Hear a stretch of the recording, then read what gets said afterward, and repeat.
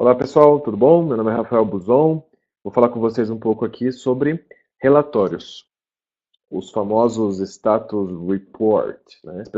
As pessoas me perguntam, às vezes até a gente conversando, chega nessas conclusões, né? Status report é uma coisa ruim, é coisa do tradicional, etc, né?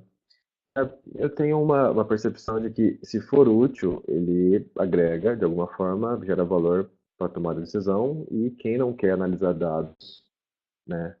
O ágil ele não é algo que preza talvez a anarquia a ponto de você não ter uma formalidade na análise dos dados. Agora, a qualidade dos dados pode dizer se você está fazendo algo por fazer ou algo realmente útil, né? Então, eu já fiz muito status report na minha vida que ninguém lia, que eu mandava, coletava dados, às vezes até difíceis de serem coletados, alguns dados que não diziam nada. Eu mesmo, na minha época inicial de gestão de projetos, lá juniorzão lá, né? Pegava um monte de coisa que eu achava legal, sem análise minha, inclusive, mandava, mas para poder ter uma coisa nos relatórios. Isso é o relatório ruim, né? Agora, o relatório bom é aquele que vai te fazer refletir sobre alguma situação dentro do seu projeto, né? A saúde dele de alguma forma. Então, eu separei aqui alguns slides de um status report que nós fazíamos mensalmente para a diretoria, né? E, e eu usei esse formato em outros lugares também, em várias empresas diferentes. E ele traz alguns insights interessantes, né? Então, vou compartilhar com vocês. Ah, uma das coisas que não está aqui, e que a gente fazia logo de início, muitas vezes, era mostrar a saúde de completude das sprints, né? A gente fazia Scrum e a gente tinha um histórico de quantas sprints foram bem-sucedidas e quantas não foram. E a gente tinha, para fazer esse critério, né, a gente definia a meta da sprint. A meta da sprint nem sempre era a conclusão de todas as histórias, né? Então, se a meta foi atingida, a sprint tinha sido bem sucedida. Se não, não, certo? E aí a gente mostrava lá nos últimos 3, 4 sprints, dois foram bem sucedidos, dois não foram, e assim por diante, né? E quando foi, a gente fazia um mergulho para entender o motivo, se foi questão de estimativa, se foi problemas durante a sprint, se foram bugs em produção inesperados, esse tipo de coisa, né? Mas o compartilhamento dessas informações era útil para ter uma, né, interativa de análise, porque você pode falar assim, mas fazer uma reunião com a diretoria sobre status report com dados, né? Cara, muito bom isso, muito saudável, né? Da nossa parte e da parte da diretoria também querer entender esse tipo de coisa. Porque, e uma vez que você cria essa disciplina mensal também de relatório, de expor informações, você também se policia para poder analisar esses dados com uma certa frequência, até de uma forma disciplinada e rotineira, né? Frequente. E a gente começava com isso, né? Quantos sprints foram bem-sucedidos, quantos não foram. Os que não foram, a gente mergulhava e entendia um pouco melhor o motivo, né? E poderia ser vários, e a gente refletia ali sobre melhorias no texto. E às vezes até a gente fazia reuniões com outros Scrum Masters de outros times, né? E todo mundo compartilhava a saúde dos seus projetos, o que servia também como uma grande reunião de lições aprendidas, que a gente podia ouvir coisas boas e coisas ruins que aconteceram em outros projetos e também aplicar nos nossos, né? Então todo mundo mostrava esse tipo de relatório aqui e ajudava todo mundo. Então esse aqui é um gráfico de CFD, né, o Cumulative Flow, mostrando um time até bem saudável em termos de o quanto que entra de coisas, o quanto que é processado e o quanto que sai, né? Se você olhar aqui, o released, ele está crescendo numa proporção interessante junto com o resto das entradas, né?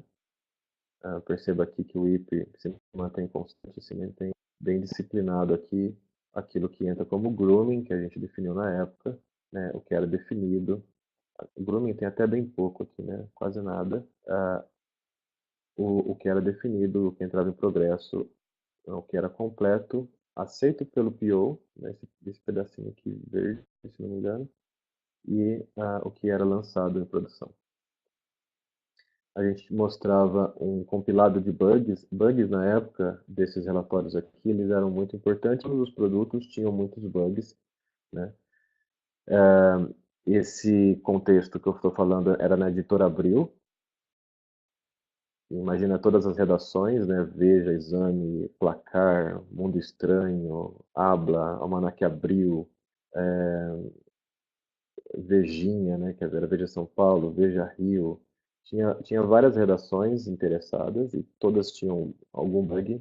A gente estava num processo de caça aos bugs, de eliminação total de bugs na época. Então, esses gráficos aqui eram importantes para entender quantos bugs, que eram os mais importantes, né? Aqui, quantos bugs estavam no radar total de bugs abertos para aquele produto, né? Enfim, um gráfico nesse sentido, né? Já dava um impacto sobre a saúde do projeto, aqui a tendência de correção de bugs e os bugs acumulados no tempo. Bugs por ambiente, né? E quais eram mais críticos, quais não eram. Histórias com bugs. Perceba que, né, a gente tinha realmente essa preocupação com bugs, né? Aí alguns aqui. A velocidade, né, para os times que usavam o Scrum, isso aqui a gente acompanhava e media. Então, aqui eram os itens realmente feitos e aqui eram os itens planejados, né? Então, esse print aqui, por exemplo, né, tudo isso aqui foi feito e esse aqui tinha sido planejado e não foi entregue. A gente usava, para critério de curiosidade, o Rally, a ferramenta Rally na época. E já exportava todos esses dados. Então, outra coisa interessante que a gente sempre esbarra é quais dados medir, né? Quais informações extrair. E conversando na época com o Leonardo Campos, o Anselmo Martellini, o Eric Fair, a gente sempre tinha essa questão na cabeça de que, se for fácil de extrair os dados, né, que sejam medidos. Então, a ferramenta ela já extrai por padrão várias coisas. Então, agora, se você for ter um esforço grande para poder extrair algum tipo específico de dado, aí sim, dá uma analisada se realmente é importante aquele dado, que tipo de decisão ou, né, ou ação que você vai tomar mediante a extração daquilo e análise daquilo. A princípio, todos esses dados que eu estou mostrando eram fáceis de serem extraídos da ferramenta, né? Então, aqui também uma saúde interessante desse time, tem aqui uma velocidade legal, tem uma tendência nessa linha mostrada de crescimento da velocidade, apesar dessas inconstâncias aqui, que também é natural em times que usam Scrum. E um gráfico de throughput, né? Quantos itens saíam por período de tempo, que mostrava tanto histórias quanto bugs. E aí você poderia fazer uma análise logo de cara de quantas histórias foram, de qual que é a proporção da vazão no seu time, quanto que é de bugs e quanto que é de histórias, né? Esse aqui, por exemplo, esse tantinho foi de bugs. Então, apesar de bugs ser uma preocupação, esse time em especial não era um time que tinha muitos bugs, como você viu nos reportes anteriores, né? É um time com baixos bugs.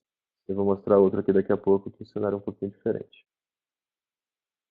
Então, a preocupação dele era mais com histórias, né? E também tinham chamados e fechados no Gira, que era uma outra ferramenta que a gente usava mais para o time de operações usava para reportar bugs para determinados times. Então, a gente tinha o Rally para o dia a dia, de projetos e de histórias, né, e de controle disso. E uma versão, o time de operação usava o Gira para abrir bugs, e isso aqui era um gráfico de bugs abertos e bugs fechados no tempo. Deve ser de outro período, né, que é acumulado por mês, alguma coisa nesse sentido. Esse aqui já é um outro time, né, aqui você consegue ver, tá bem difícil de ver aqui, mas tem acho que 6. Tá em vermelhinho, né? Tem 6 itens em produção, impactando, 15 itens no radar. E esse time aqui tem bem problemas de bugs, né? 550 bugs no tempo. Eu escondi o nome aqui de algumas coisas que não quis mostrar. Esse aqui é o gráfico de correção. Esse é um time que já está preocupado bastante com bugs, porque bugs é um problema crítico no seu contexto, né? Se você for ver a velocidade dele, por exemplo, olha só. em matéria de está correndo o tempo, na verdade não está conseguindo cumprir as suas promessas, né? Você não tem aqui uma saúde interessante de sprints nesse time, até o ponto do CFD ser bem confuso também nesse sentido, né? E mostrar que o lançamento em produção não está acompanhando todo o resto, né? Então você tem um IP muito alto aqui de coisas parcialmente prontas, até sem ser aceitas pelo cliente, né? Onde aqui você tem um grande pulo de aceite, não sei o que aconteceu aqui, mas a proporção de itens que vai para produção também não acompanha. É um time de ajuda, de alguma forma. Certo? Então aqui são alguns dados interessantes que você pode usar tanto de bugs, quanto em analisar a saúde da sprint, quantas sprints foram bem sucedidas, quantas não foram. Analisar se a saúde do seu CFD, né, como esse, por exemplo, se está mostrando algum problema, como você viu lá no primeiro, mais bem saudável, né, digamos assim. Olha a diferença, né? E aí você pode tirar outras coisas além de bugs, como a própria velocidade, que vai te dizer alguma coisa, bugs em produção, a tendência de correção de bugs. Essas análises mostram o quanto que o seu time está realmente preocupado com algumas coisas, se o seu diretor, o seu contexto tem alguma diretriz em termos de vamos acabar com os bugs, vamos focar em histórias, deixa eu ver como está a saúde, o que eu posso ajudar, vamos melhorar a qualidade geral, né? Então tudo isso dá para extrair desses dados aqui. E eu quis compartilhar com vocês porque esse é um tema que vira e mexe, vai e volta e que sempre tem dúvidas. E até um, um estigma sobre se status reports são bons ou ruins, né? Então depende muito dos dados que você tem. Eu gosto de ter essa disciplina, eu gosto de ter análise. Eu às vezes faço status report mesmo sem que as pessoas peçam, né? Então eu já tive contextos onde eu não precisava reportar nada, mas eu fazia para mim e para o meu time, mandava de qualquer forma, porque eu achava importante, até por uma disciplina para mim mesmo. Ok? Então, essa foi minha contribuição com algumas informações, né? De repente, posso vir com outro conjunto de análise de dados que sempre tem várias outras perspectivas. Grande abraço, pessoal.